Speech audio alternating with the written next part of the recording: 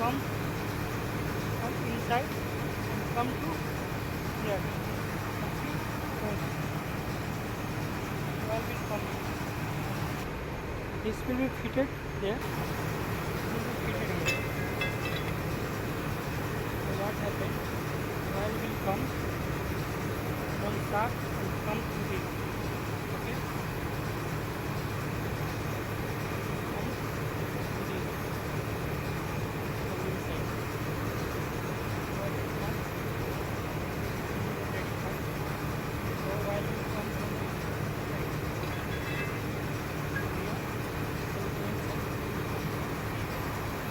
So now what happened? Oil will come from here and this area will be filled by lube oil and it will be covered like this. So this is the hole. Oil will start coming, but the question is how it will rotate. Extra oil will come from above, but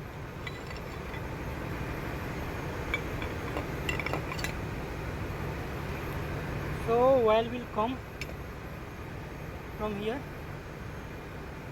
and this is covered by this.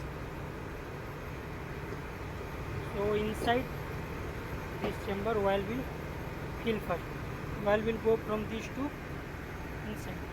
You can see these two inside and this chamber is filled, and due to pressure oil will come and come out through this. This is the nozzle, and you can see centrifugal action. For centrifugal action it will given. So when oil will start coming from this, so Newton third law apply here. This side oil will come. So force will act this. Force will, so it will start rotating. So when it start rotating, then here centrifugal action act on this lube oil, and lube oil will settle. Dirty lube oil and sludge will settle there. Okay. So understand what is going on.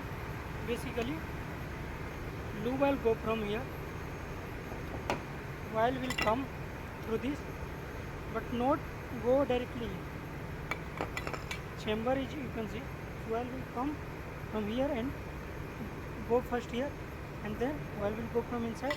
From inside, lube oil here available, and it will rotate. Your nozzle will rotate. How it will rotate? I already show. When you start rotating, then sludge will accumulated there. So this is the main working principle of this centrifuge. How it rotates?